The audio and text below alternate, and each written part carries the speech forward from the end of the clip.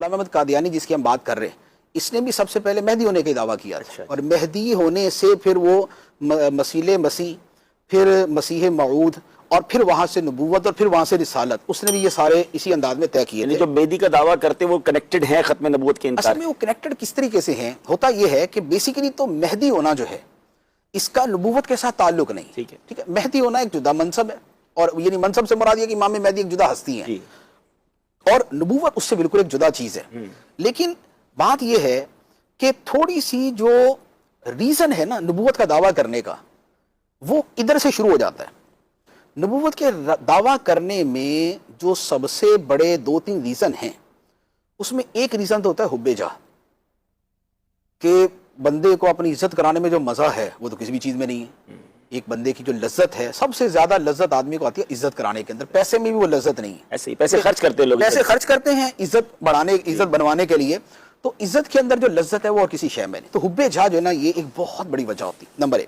Number 2 یہ ہوتا ہے کچھ اور اس نے کوئی مال مویشی جمع کرنے ہوتے ہیں، کوئی پیسہ ویسا کمانا ہوتا ہے، ایک وجہ یہ بھی ہوتی ہے۔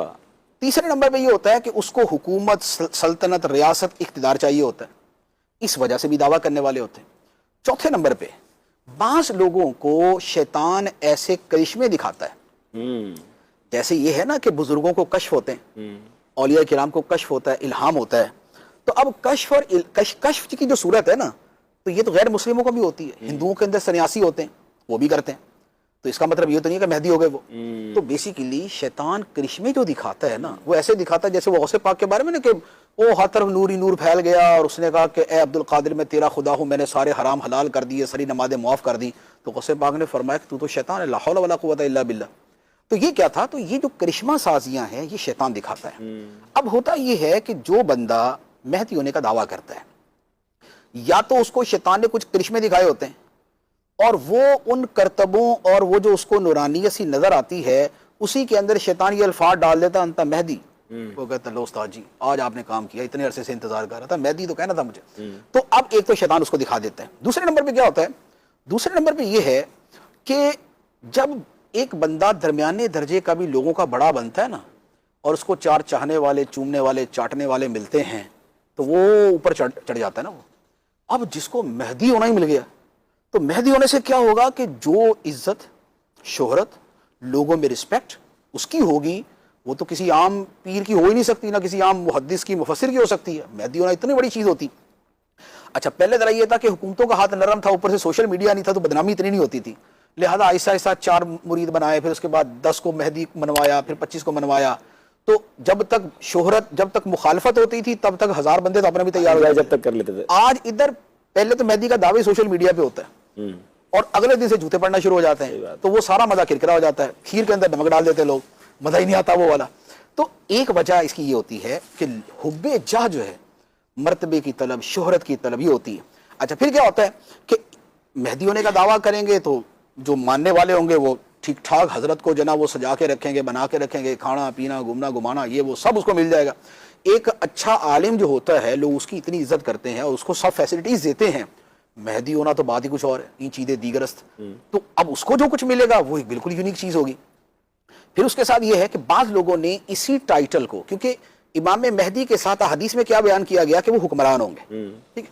تو اب جس کو حکومت پہ قبضہ کرنا ہے اور اس کو مذہبی نام پہ قبضہ کرنا ہے، تو اس کے لیے بہت آسان طریقہ یہ ہے کہ اگر اس کو ایسا کوئی جاہل ملک مل جائے کہ جہاں ان پڑھ لوگ زیادہ ہیں، جن کے درمیان مہدی کا دعویٰ کر کے قریب کرنا اور اس کے بعد بغاوت کر کے ریاست پہ قبضہ کرنا آسان ہے، وہ آسانی سے کر سکتا ہے۔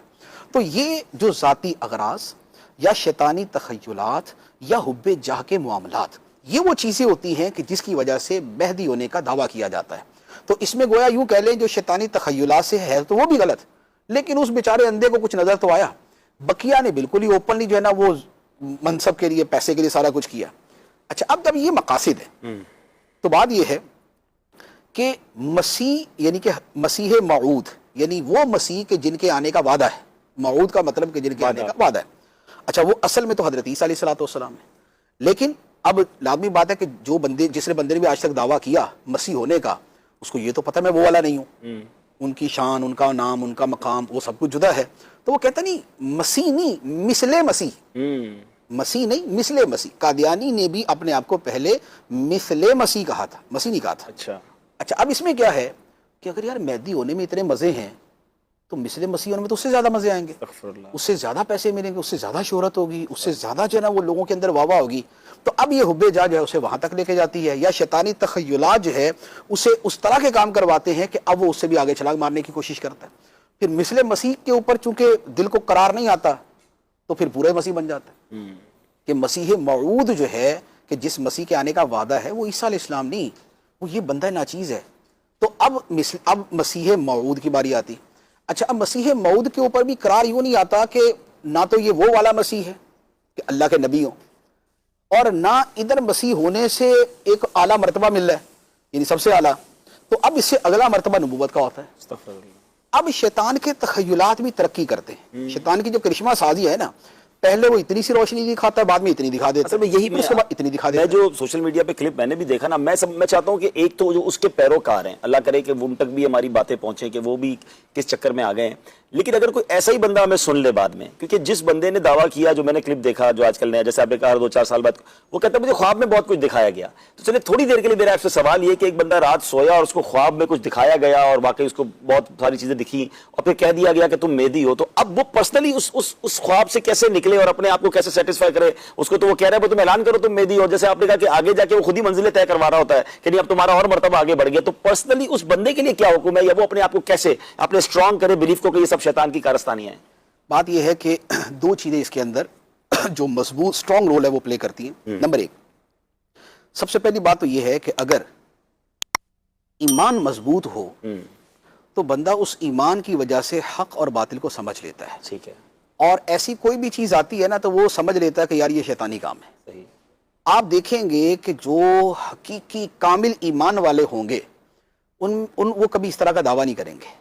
یہ وہی ہوں گے کہ جو کسی ادھر ادھر کونے کھانچے میں بیٹھ کے چلے ولے ماریں گے نا، اور اس کے اندر کچھ نہ کچھ ان کے دماغ پہ اثر ہو جائے گا اور اس کے بعد جو ہے نا وہ سارے دعوے کر دیں گے. تقریباً ایب نارمل لوگ ہوتے ہیں. ایب نارمل ہوتے ہیں. نمبر 1. نمبر 2 یہ ہے کہ علم دین جو ہے یہ اتنی بڑی نعمت ہے. اللہ تعالیٰ نے جو شریعت عطا فرمائی ہے، یہ شریعت اور جو علماء شریعت ہیں یہ اتنی بڑی نعمت ہیں، اتنی بڑی نعمت ہیں کہ بندے کا جو ایمان بچتا ہے اور جو کفر کے گڑھے میں جانے سے بچتا ہے، اس کے پیچھے سب سے مضبوط چیز شریعت اور علماء شریعت ہوتے ہیں. کیونکہ بندے کو جب جیسے ہی ایسا کوئی خواب نظر آئے، اسے کہا گیا کہ تو دعویٰ کر دے تو مہدی ہے، وہ سب سے پہلے یہ دیکھے گا کہ شریعت اس بارے میں کیا کہتی ہے. حکم شریعت جیسے ہی اس کے سامنے آئے گا وہ سمجھ جائے گا گڑبڑ ہے.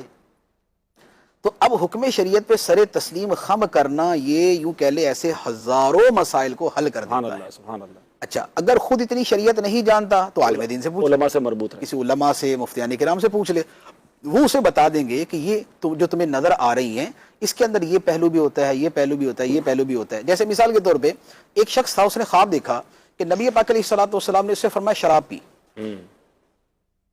اللہ اکبر. وہ صبح اٹھا ہوا ایسا پریشان کا، یا اللہ کرم، سرکار علیہ الصلوۃ والسلام مجھے فرمانے شراب پی، اور خواب کے اندر بیان فرمایا. وہ کسی عالم کے پاس گیا اور عالم سے جا کے سوال کیا کہ حضور میں نے خواب ایسا خوفناک قسم کا دیکھا، میری تو حالت خراب ہو گئی. فرمایا کیا دیکھا؟ اس نے کہا یہ میں نے نبی پاک علیہ السلام نے فرمایا کہ سرکار علیہ الصلوۃ والسلام کے الفاظ تو یہی تھے لیکن انداز یہ نہیں تھا. انداز یہ تھا کہ پی شراب.